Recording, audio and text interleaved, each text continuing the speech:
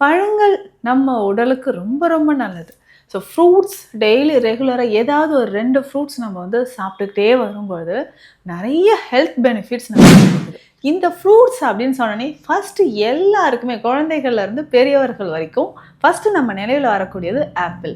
A for apple அப்படின்னு தொடங்குன காலத்துலருந்து, இப்போ வரைக்கும் நம்ம எல்லாருக்குமே ஆப்பிள் தாங்க பெஸ்ட்டு ஃப்ரூட். ஏன்னா நம்ம மைண்ட்லயே பதிஞ்சு போச்சு இல்லைங்களா? சரி, ஆப்பிளை விட இல்ல ஆப்பிளை மாதிரியே சிறந்த பழங்கள் என்னென்ன? எது எதை எப்படி சாப்பிடலாம்? அப்படின்றத இந்த பதிவுல பார்க்கலாம். ஏன்னா நெறைய பேருக்கு டக்குன்னு என்கிட்ட கேட்குற ஒரு டவுட் இதுதான். மேம் நான் டெய்லி ஆப்பிள் சாப்பிடலாமா? டெய்லி ஆப்பிள் சாப்பிடலாமா? அப்பதான் எனக்குள்ள இந்த கேள்வி வந்துகிட்டே இருக்கும். ஆப்பிளை விட நெறைய பழங்கள் இருக்கே! இதெல்லாம் ஏன் யாரும் சாப்பிட மாட்றாங்க? அப்படின்னு தோணும். ஸோ அந்த மாதிரி ஆப்பிள் மாதிரியே இல்ல ஆப்பிளை விட சிறந்த பழங்கள் என்னென்ன? டெய்லி நம்ம இதெல்லாம் சாப்பிட்டா என்ன பெனிஃபிட்ஸ் நமக்கு கிடைக்குது? விட்டமின் சி இதில் நிறைஞ்சிருக்கு, டேனின் இருக்குது, ஹார்ட் மசில்ஸ்க்கு இது ரொம்ப ரொம்ப நல்லது, கட் ஹெல்த்துக்கு ரொம்ப நல்லது அப்படின்னு சொல்லலாம். சரிங்க, அடுத்தது வேறு என்ன பழம் அப்படின்னு பார்த்தோம்னா, நான் பேரை சொல்கிறேன். ஐயோ இது என்னால் சாப்பிடவே முடியாது, இதை பார்த்தோன்னே நம்ம முகத்தை திருப்பிட்டு தான் போவோம். அந்த மாதிரி ஒரு பழம். ஆனால் இதில் நிறைய health benefits, rich fibre content. இன்னைக்கு நிறைய பேர் கண்ணாடி போட்டுட்ருக்கோம் இல்லைங்களா? குழந்தை பருவத்திலே கண்ணாடியை மாட்டி விட்டுறோம். அந்த மாதிரி உங்களுக்கு கண் சம்மந்தப்பட்ட பிரச்சனை வராமல் இருக்கணும்னா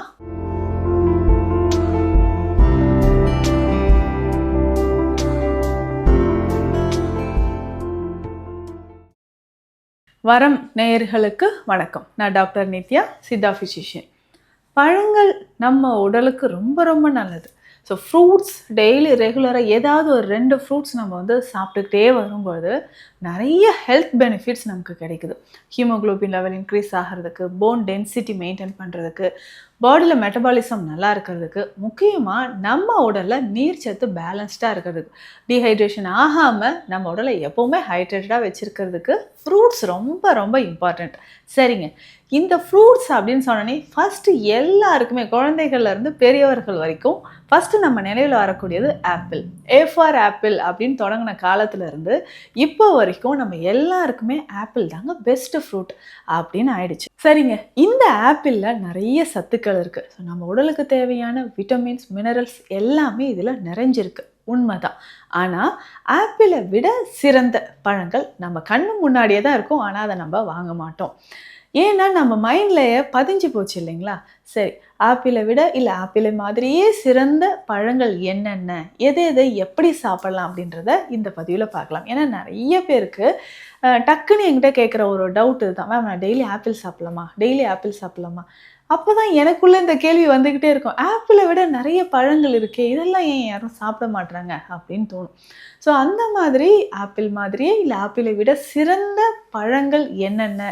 டெய்லி நம்ம இதெல்லாம் சாப்பிட்டா என்ன பெனிஃபிட்ஸ் நமக்கு கிடைக்குது அப்படின்னு பார்க்கலாம். சரிங்க, ஆப்பிளை விட சிறந்த இல்லை ஆப்பிள் மாதிரியே சிறந்த பழங்கள் என்னென்ன அப்படின்றத பார்க்கலாம். நம்பர் 1 வாழை.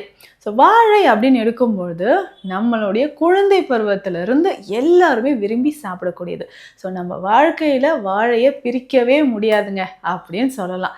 விதவிதமான ரகங்கள்லாம் நமக்கு கிடைக்குது, கலர் கலராகவும் இப்போல்லாம் நமக்கு கிடைக்குது இல்லையா? அதுலேயும் முக்கியமாக இந்த செவ்வாழை அவ்வளவு சத்துக்கள் நிறைஞ்சதுங்க. ஸோ இந்த வாழையில் சின்ன சைஸில் இருக்கக்கூடிய ஏலக்கி வாழை ரொம்ப ரொம்ப சிறந்தது. ஸோ குழந்தைகளுக்கு நம்ம என்ன பிரச்சனையாக இருந்தாலும், ஸோ வெயிட் கெயின் ஆகிறதுக்கு, சரியாக டைஜஷன் ஆகலை அப்படின்னா இந்த ஏலக்கி வாழையை கொடுக்கலாம். அதே மாதிரி தான் மறக்காமல் நேந்திரம்.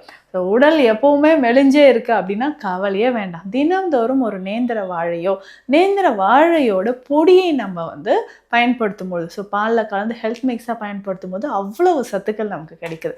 டெய்லி காலையில் பிரேக்ஃபாஸ்ட்டாக நம்ம வந்து வாழை, ஸோ டெய்லி இல்லைனாலும் வாரத்துக்கு 2-3 முறை நம்ம வந்து ஃப்ரூட் சாலடை காலை உணவாக எடுத்துக்கும் பொழுது நிறைய சத்துக்கள் நமக்கு கிடைக்க ஆரம்பிக்குது. இப்போ வாழை தவறாமல் தினம்தோறும் உணவில் சேர்த்துக்கோங்க. ஸ்கின்னுக்கும் சரி, ஹேருக்கும் சரி. ஸோ நம்ம வந்து ஹேர் பேக்லாம் போடும்போது வாழைப்பழத்தை யூஸ் பண்ணாலும் நமக்கு ஹேர் க்ரோத் வந்து நல்லாவே இருக்கும். சரிங்க, அடுத்து வேறு என்ன பழம் நம்ம சாப்பிடலாம் அப்படின்னு பார்த்தோம்னா கொய்யா. ஸோ கொய்யா அப்படின்னு சொல்லும்பொழுது இதில் இருக்கக்கூடிய லைட்டாக டேனின், ஒரு தூர்ப்பு சுவை இருக்கும் பாருங்கள், சுகர் பேஷண்ட்ஸ்க்கு அவ்வளவு நல்லதுங்க. தினமும் ஒரு கொய்யா சாப்பிட்டுட்டு வந்தோம்னா நமக்கு இது பெஸ்ட் லிவர் டானிக். அது மட்டும் இல்லாமல் கான்ஸ்டிபேஷன் இருக்காதுங்க. நீண்ட நாளாக உங்களுக்கு மலச்சிக்கல் தொந்தரவு இருக்கா, கவலையே வேண்டாம். ஸோ இதயம் சம்மந்தப்பட்ட பிரச்சனையோ இல்லை லிவர் கிட்னி இஷ்யூஸ் இருந்தாலும் தினந்தோறும் ஒரு கொய்யா சாப்பிடலாம். விட்டமின் சி இதில் நிறைஞ்சிருக்கு, டேனின் இருக்குது, ஹார்ட் மசில்ஸ்க்கு இது ரொம்ப ரொம்ப நல்லது, கட் ஹெல்த்துக்கும் ரொம்ப நல்லது அப்படின்னு சொல்லலாம். சரிங்க, அடுத்தது வேறு என்ன பழம் அப்படின்னு பார்த்தோம்னா, நான் பேரை சொல்கிறேன். ஐயோ இது என்னால் சாப்பிடவே முடியாது, இதை பார்த்தோன்னே நம்ம முகத்தை திருப்பிட்டு தான் போவோம், அந்த மாதிரி ஒரு பழம். ஆனால் இதில் நிறைய health benefits, rich fibre content. இன்றைக்கி நிறைய பேர் கண்ணாடி போட்டுட்ருக்கோம் இல்லைங்களா, குழந்தை பருவத்திலே கண்ணாடியை மாட்டி விட்டுறோம். அந்த மாதிரி உங்களுக்கு கண் சம்மந்தப்பட்ட பிரச்சனை வராமல் இருக்கணும்னா பப்பாளி. ஸோ பப்பாளி ரொம்ப ரொம்ப சிறந்தது. இது ஹீட்டுன்னு நம்ம நினச்சிக்கிறோம், ஹீட் கிடையாது. ஒவ்வொரு விஷயத்திற்குமே நல்லதும் இருக்குது, கெட்டதும் இருக்குது. எந்த அளவில் எடுக்கணுமோ அந்த அளவுக்கு எடுக்கணும். ஸோ பப்பாளி டெய்லி ஒரு பீஸாவது நம்ம சாப்பிட்டுட்டு வரும்போது உடலுக்கு அது ரொம்ப நல்லது. இதில் இருக்கக்கூடிய ஃபைபருங்க அவ்வளோ ரிச். நம்ம உடலில் பார்த்திங்கன்னா இந்த ஃபைபர் நம்ம கட் ஹெல்த்துக்கு ரொம்ப நல்லது, ப்ரோபயோட்டிக்ஸ்க்கு ரொம்ப நல்லது. முக்கியமாக கான்ஸ்டிபேஷன் இல்லாமல் பாதுகாக்குது. கண் சம்மந்தப்பட்ட பிரச்சனைகள் இருந்ததுன்னா உங்களுக்கு பப்பாளி ரொம்ப சிறந்தது. சர்க்கரை நோயாளிகளுக்கு இது மிக சிறந்த ஒரு பழம் அப்படின்னே சொல்லலாம். ஸோ பப்பாளி நம்ம தாராளமாக நம்ம சாப்பிட்டுட்டு வரலாம். அடுத்து முக்கியமான இன்னொரு பழம் அப்படின்னு பார்த்தோம்னா நாவல். ஸோ இந்த நாவல் பழம் ரொம்ப சிறந்தது. ஏன்னா எந்த துவர்ப்பு சுவை இருக்கக்கூடிய பழங்களுமே பார்த்தோம்னா நமக்கு ரொம்ப ரொம்ப நல்லதுன்னு சொல்லலாம்.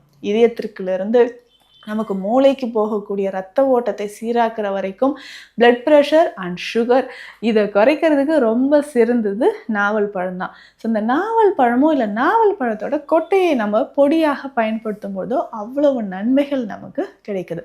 அதற்கு அடுத்ததாக முக்கியமான ஒரு பழம் பார்க்க போகிறோம். அந்த பழம் நம்மளுடைய உடல் எடையை குறைக்கிறதுக்கு ரொம்ப ரொம்ப முக்கியமானது. ஸோ வெயிட் லாஸ் பண்ணுறதுக்கும் நம்ம பாடியில் ஆன்டி ஆக்சிடென்ட் லெவல் இன்க்ரீஸ் பண்ணுறதுக்கும், முக்கியமாக கான்ஸ்டிபேஷன். ஸோ இந்த கான்ஸ்டிபேஷன் இல்லாமல் இருக்கிறதுக்கும் நமக்கு இந்த ஃப்ரூட் ரொம்ப முக்கியம் சொல்லலாம். அதுதான் பைனாப்பிள். இந்த பைனாப்பிள் இதுவுமே நம்ம என்ன நினைக்கிறோம்னா, ஐயோ ரொம்ப சூடுங்க, எனக்கு உடல் உஷ்ணம் அதிகமாகிடும் அப்படின்னு நினச்சிங்கன்னா அது ரொம்ப ரொம்ப தவறு. இந்த பைனாப்பிள் எப்படி சாப்பிடணும்னா 2 ஸ்லைஸ் போதும். ஸோ இது வாரத்திற்கு 3-4 நாட்களுக்கு 2 ஸ்லைஸ் எடுத்துகிட்டு மேலே கொஞ்சம் பெப்பர் பவுடர், கொஞ்சமாக சால்ட், இதை 2ம் சேர்த்துக்கணும். சேர்த்துட்டு இதை 2 பீசஸ் நம்ம சாப்பிட்டுக்கிட்டே வரும்பொழுது உடல் எடை நமக்கு குறைய ஆரம்பிக்குது. ஸோ இதனுடைய ஃபைபர்ஸாக இருக்கட்டும், இதில் விட்டமின் சி நிறைஞ்சிருக்கு, அதுக்கப்புறம் ஏடிகே.